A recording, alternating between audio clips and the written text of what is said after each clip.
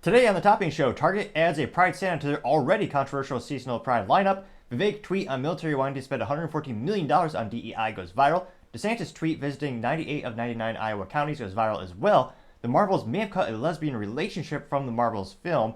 Bumble founder to step down. Urban Outfitters clothing rental company turns a profit for once. United Airlines is debating using passenger data for targeted ads. And Sony hit near a $8 billion lawsuit simply for setting prices in their store. All of that and much more on The Topping Show.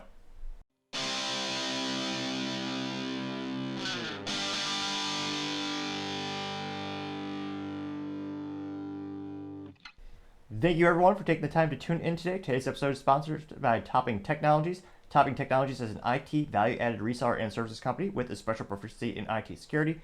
Heck, I see their founder at least twice a day. Gotta say he's quite handsome and brilliant. He's me, you see, that's a joke. If you're an IT leader or a business owner, you can reach the team at sales@toppingtechnologies.com. Also, trying to get to 4,000 subscribers by the end of November, so if you could click that button, I'd greatly appreciate it. Now, going over to the business part of the podcast, you have Bumble's founder, Whitney Wolfe, heard is actually stepping down as CEO after running the company for nearly a decade. Now, Bumble is one of very few dating apps that is not owned by Match.com, also known as the Match Group. They own pretty much every dating app you could possibly fathom, and there are only a couple independent apps left, with Bumble being one of the very few. Their unique value added to the consumer being a situation in which the woman has to message the man first. So pretty unique value added, and that's what helped them grow and develop and kind of further differentiate themselves from the myriad of other apps. That being said, it is a pay-to-play platform, so I believe if you pay them out a certain amount of money, you could actually be the man and actually just reach out to the woman first.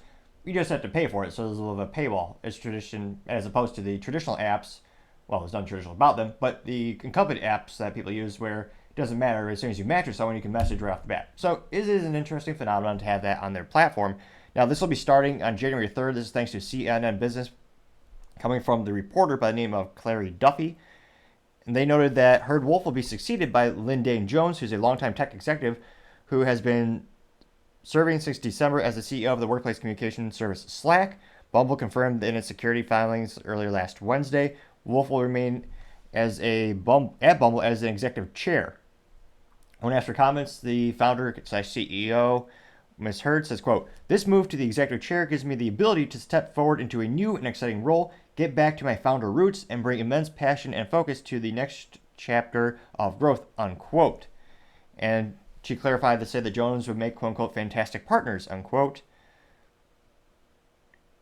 Now, interestingly enough, Wolf had actually started her career earlier working for a rival known as Tinder, and she actually co-founded that one, but she left in 2014 to launch her own company known as Bumble. And they actually had an IPO for Bumble in 2021, and that helped create, actually she's one of the very first, well, they say it's one of the first, they have to clarify, self-made female billionaires, since the first female billionaires in history were, I believe, Jeff Bezos' wife when they got divorced, and then Bill Gates' wife when they got divorced. So this, they specify self-made. So what is Bumble stock, now that they mention it? So Bumble stock, it's actually not, it's $15 per share? All right. And then what's Match.com stock? Match Group. All right. So many legal names for that company. Well, I was going to say it's about half off. So Bumble is at $14.18 per share, while the Match Group is $32.07 per share. Match Group current market value is market cap is $8.83 billion, while Bumble's is $1.94 billion. Now, if you look at Bumble's, I think I said Rumble, brain fart, Bumble, if you look at their stock trend in the past 5 years, they're not doing so well. They're down negative 81.21% in the past 5 years. In the past year, they are down 37%. Year to date, they are down 30.63%. In the past 6 months, they're down 20.38%. In the past month, though, they're up by 4.8%, so not that great. It looks like last week they were down about 5%.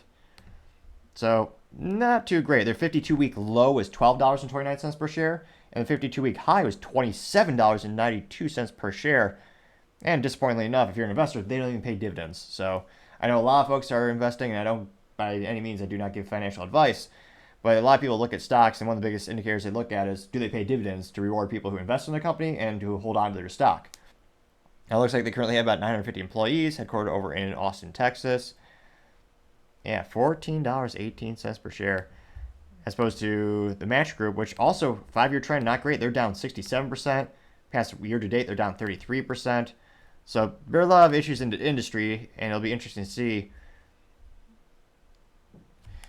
what will take over from here. A lot of the article noted that there's a lot of consumer concern about spending money at the time when there's a lot of economic uncertainty. Another detrimental issue with these apps is that only a very, very small percentage of women and men rate each other very differently. It's a fascinating psychological phenomenon.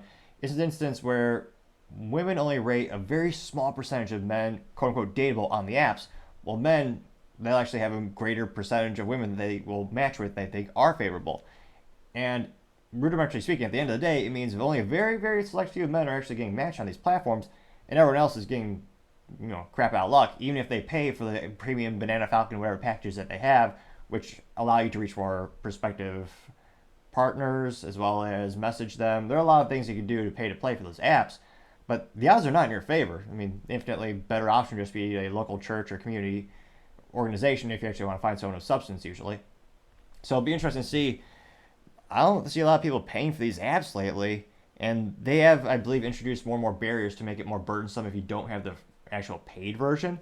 But again, a lot of these apps, people consider them to be more of a luxury. It's not a necessity. You're not going to die if you don't swipe on the phone for a day or two.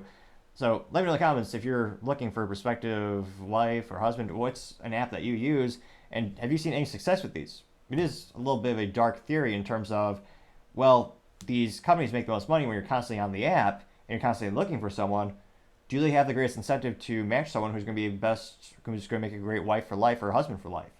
Because if they actually match and they get off the platform, well, these companies then lose money because they're losing their clients. So there's a lot of theories saying that they actually match you with people who are not actually compatible with you because they know you'll be drawn back to the app again. So let me know if you think there's any substance to that theory that I've been seeing floating around the past couple years. It'd be fascinating to hear what you have to say. Thank you everyone again for taking the time to tune in today, trying to get to 4,000 subscribers by the end of November. So if you click that button, I greatly appreciate it.